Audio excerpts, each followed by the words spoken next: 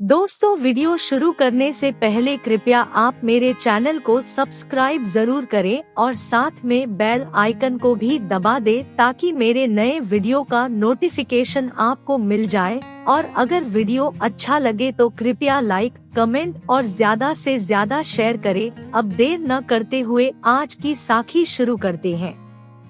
एक बार यमदूत 4 आदमियों को लेकर स्वर्ग के दरवाजे के बाहर पहुंचा। इन 4 व्यक्तियों में पहला राजा था, दूसरा एक व्यापारी था, तीसरा पंडित था और चौथा एक मजदूर था। चारों में से किसी को भी नहीं पता था कि कौन स्वर्ग के अंदर प्रवेश कर पाएगा और किसको नर्क में भेज दिया जाएगा। चारों लोग स्वर्ग का दरवाजा खुलने की राह देख रहे थे और आपस में बातें कर रहे थे।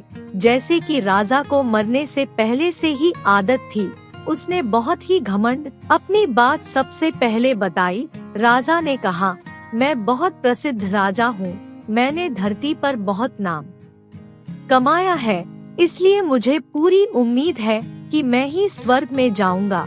इसी तरह से व्यापारी ने कहा, मैंने धरती पर बेशुमार धन कमाया और उस धन से मैंने बहुत लोगों की मदद की, भूखों को खाना खिलाया है, इसलिए मैं ही स्वर्ग में जाऊंगा।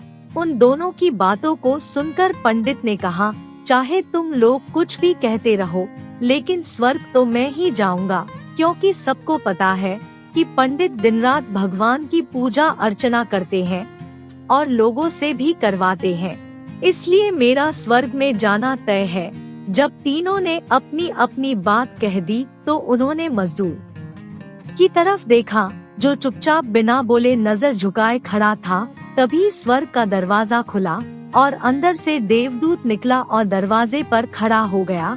देवदूत के हाथों में एक पुस्तक थी जिसमें सभी के कर्मों का लेखा जोखा था।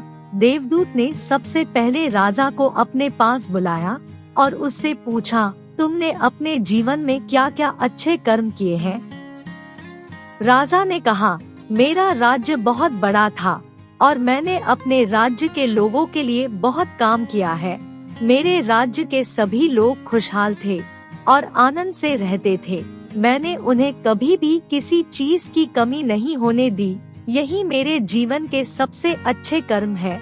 देवदूत ने राजा की बात सुनकर अपनी पुस्तक में देखा और देखने के बाद राजा से कहा, राजन, तुम सच बोल रहे हो, तुम्हारे राज्य की सभी राजा बहुत सुखी थी, लेकिन इसके साथ साथ तुमने अपने राज्य का विस्तार करने के लिए बहुत सारे युद्ध भी किए हैं और उस युद्ध की वजह से हजारों सैनिकों ने अपनी जान गंवा दी। उन हजारों सैनिकों की मौत का कारण भी तो तुम ही हो, इसलिए तुम स्वर्ग में नहीं आ सकते। इसके बाद देवदूत ने व्यापारी की कर देखा और उससे पूछा, तुमने अपने जीवन में क्या अच्छे काम किए हैं? व्यापारी ने कहा, मैंने अपने जीवन काल में सैकड़ों लोगों का पेट भरा है, उनको खाना खिलाया है और बहुत दान पुण्य भी किया है, और इसके साथ साथ बेघर लोगों को मैंने घर बना कर भी दिया है। ये मेरे जीवन के अच्छे कर्म है। देवदूत ने फिर से अपनी पुस्तक में देखा और कहा, तुम्हारा कहना भी बिल्कुल ठीक है कि तुमने बहुत दान धर्म किया, लेकिन ये दान धर्म तुमने जिन पैसों से किया है, उन पैसों को कमाने के लिए तुमने ना जाने कितने झूठ बोले, कितनी बेईमानी की, लोगों को धोखा दिया, इसलिए तुम भी स्वर्ग में नहीं आ सकते।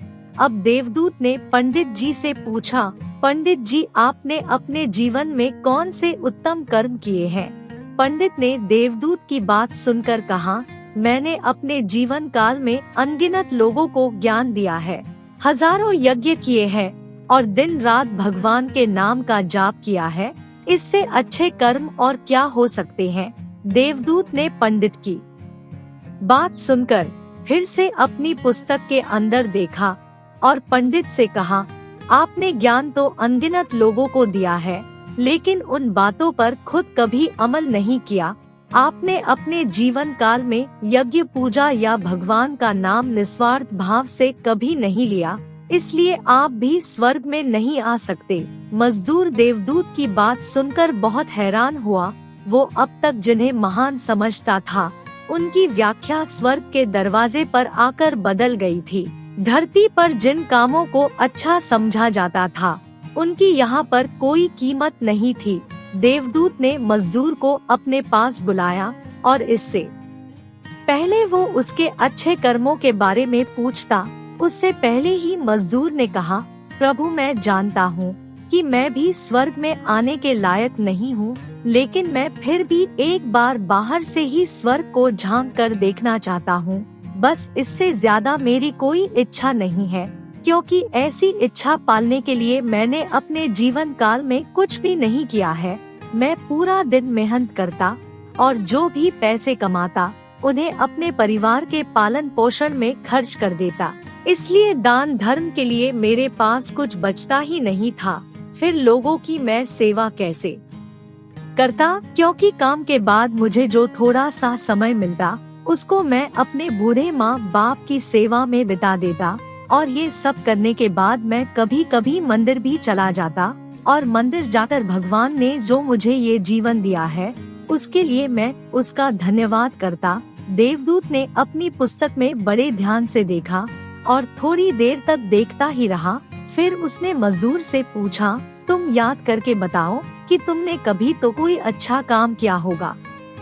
मजदूर ने थोड़ी देर सोचने के बाद कहा, हाँ मुझे याद आया, एक बार मैं बहुत भूखा था और अभी खाना खाने बैठा ही था कि एक बहुत ही कमजोर कुत्ता जो ठीक से चल भी नहीं पा रहा था वो मेरे पास आ गया और मेरे खाने को देखने लगा।